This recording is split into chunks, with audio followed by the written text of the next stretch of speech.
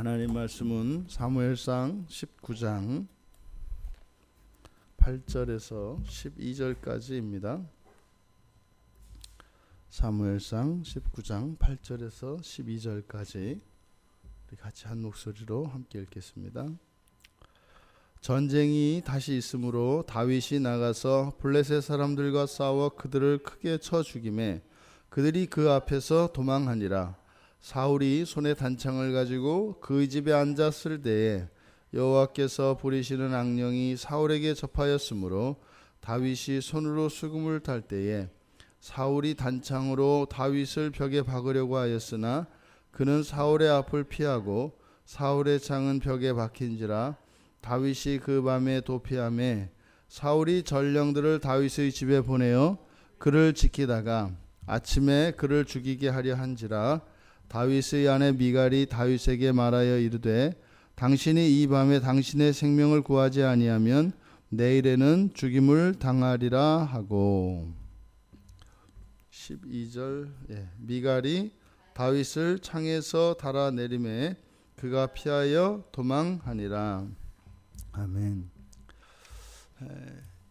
요나단이 사울을 설득을 해서 그 마음을 진정을 시켰습니다. 그래서 이제 다시 사울이 마음의 평정심을 찾고 다윗을 원래의 자리로 이제 그대로 모든 것을 회복시키고 또 사울과 다윗 사이에 잠깐의 평화가 찾아왔었습니다.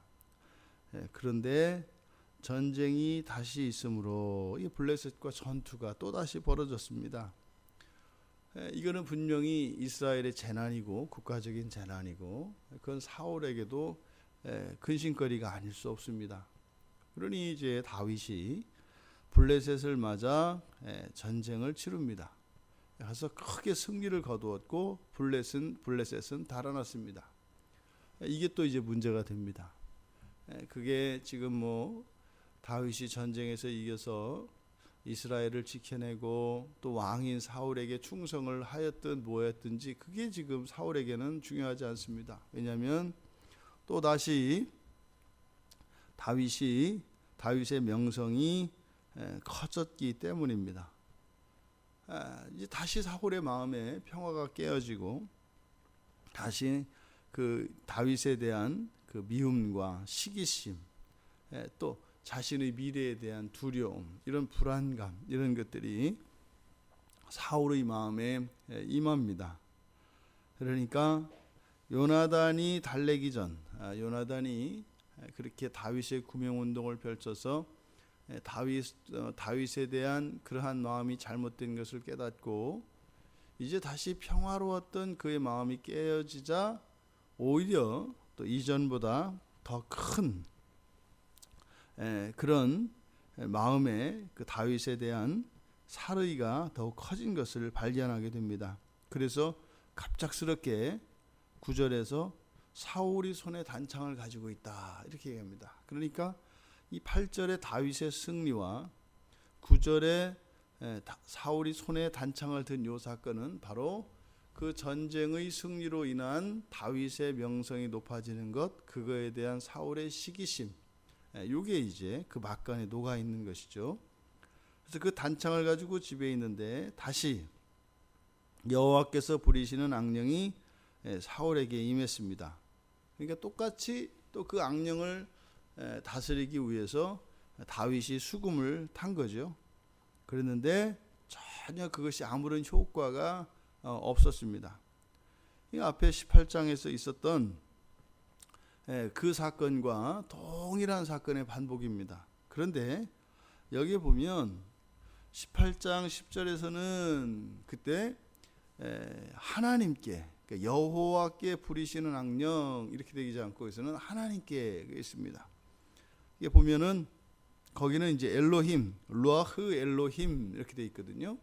그러니까 하나님의 영 이렇게 되죠. 하나님의 영에 다스림을 받는 이런 뜻이 되고, 여기서는 엘로힘이 아니라 루아흐 여호와, 그러니까 야훼 이렇게 되어 있거든요.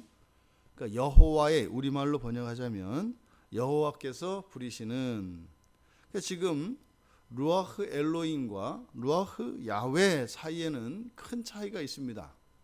하나님의 이름에 대한 사용은 그 특별한 의미와 특별한 목적을 가지고 있다는 것을 우리가 압니다. 그러니까 야훼, 이 여호와로 번역되어지는 야훼의 뜻은 어떤 뜻이에요? 이건 항상 언약과 관계되어 있다. 언약과 있다.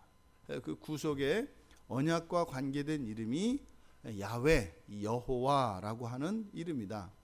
그러니까 앞에서는 루아흐 엘로힘이 다스리는 악령 뭐 이렇게 되는데, 여기서는 지금 엘로힘이 아니라 여호와가 다스리는 영, 여호와가 다스리는 악령 이렇게 됩니다. 그러니까 지금 사울에게 임하여 사울에게 이렇게 창을 들고 다윗에게 그 창을 던지게 하는 이 악령이 누구의 통제를 받느냐?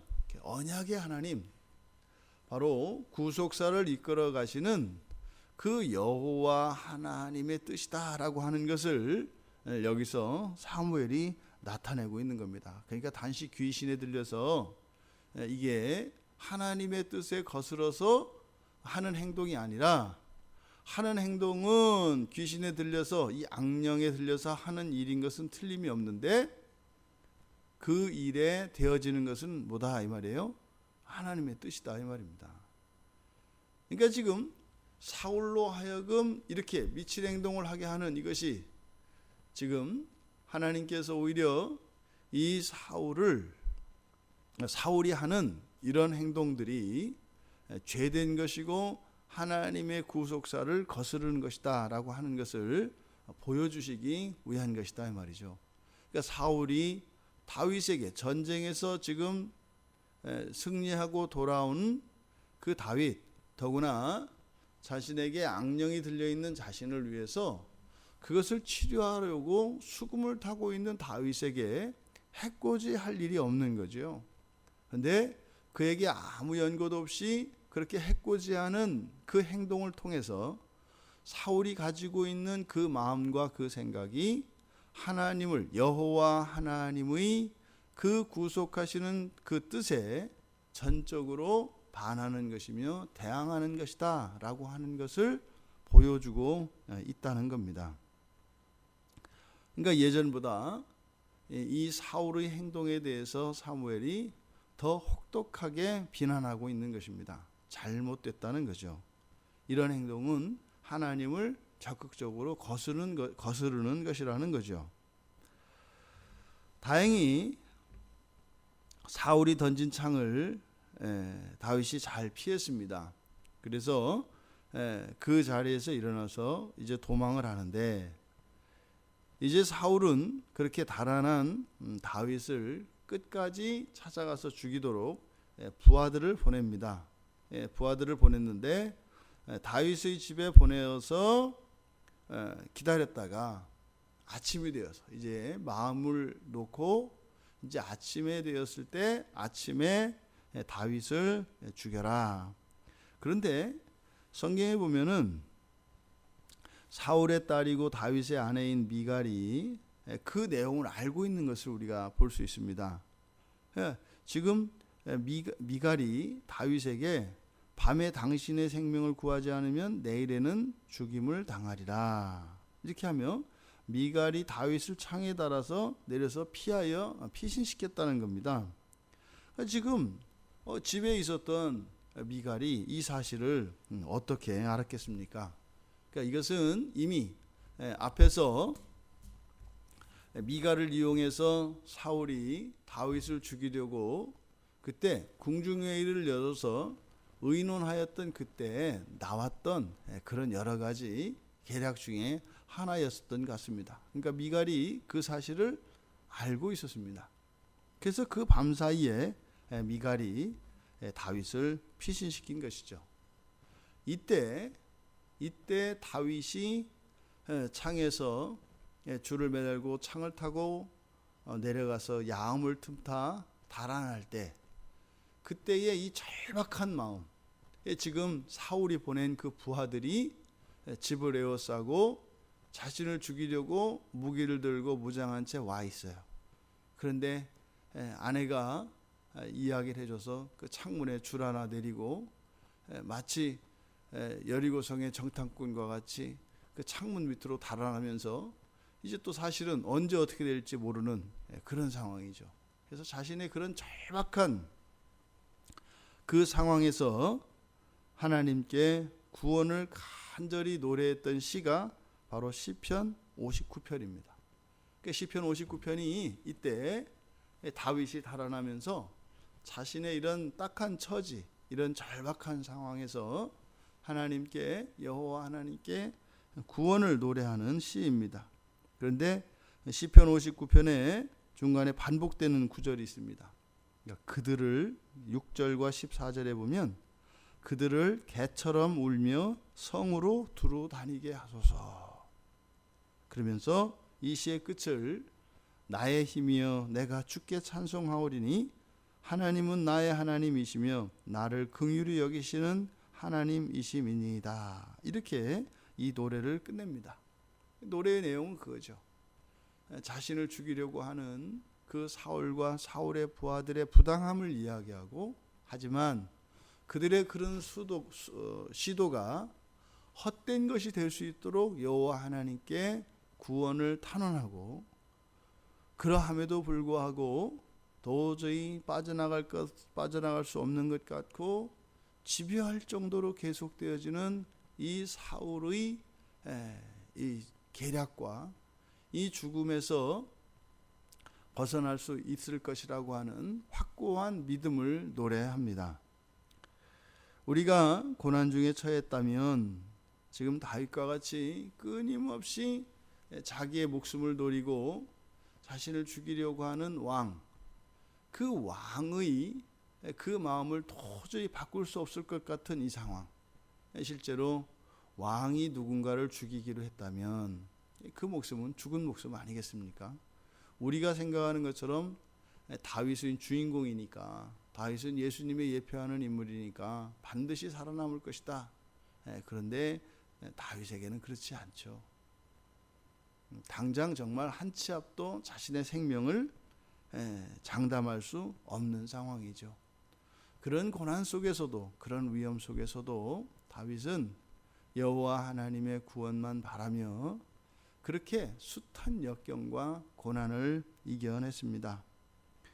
우리가 이 세상 살아가며 이런 어려움들, 이런 고난들이 닥쳐왔을 때 믿음으로 물러서지 말고 곧센 믿음 안에서 선하신 하나님의 구원을 이룰 수 있기를 바랍니다. 하나님은 반드시 살아계시고 하나님을 의뢰하는 자들을 반드시 구원하시고 지켜주시는 하나님이신 줄 믿습니다. 이렇게 이 세상이 하나님의 뜻을 거스르며 신앙을 지키며 살아가는 신자들의 삶 속에 그들의 삶을 위협하고 심지어는 생명까지 위협하는 이런 일들이 일어날 수 있습니다. 이것이 이 세상의 정체입니다. 우리가 이 세상과 평화하며 지낼 수 있다라고 생각하는 것, 그것은 매우 잘못된 생각입니다. 하나님께서 우리들에게 생명을 주시고 우리들에게 화평을 주신다면 감사하고 그걸 누릴 수 있는 것이지만, 그렇지 않다면 우리는 이 세상 가운데에서 단 하루도 싸움을 그치지 않고 살아갈 수 없습니다. 오늘 하루 우리에게 평화를 주시도록 구합시다. 그리고 오늘 하루의 삶 속에 예상되어지는 또 현재의 나의 삶 속에 드리워져 있는 이런 사울의 계략과 같은 그런 현실의 이런 어려움들이 있다면 그 가운데서 반드시 나를 구원하여 주시고 살 길로 인도하여 주시는 그 하나님의 은혜를 기대하며 오직 하나님 한 분의 은혜만으로 살아가는 이 한 날이 되기를 주님의 이름으로 축원합니다. 하나님, 나의 하나님이시여라고 외칠 수밖에 없었던 이 다윗, 세상에 그 어느 누구도 의지할 수 없고 이 세상의 왕으로부터 피해야 하는 이 절대절명의 상황 속에 다윗의 마음속에 있었던 그 믿음, 여호와 하나님을 향한 그 구원의 기도가 저희들의 날마다의 삶 속에서 떠나지 않게 하여 주시고 한평생 믿음 안에서 여호와 하나님을 의지하며 살아가는 저희들이 될 수 있도록 은혜를 내려 주시옵소서.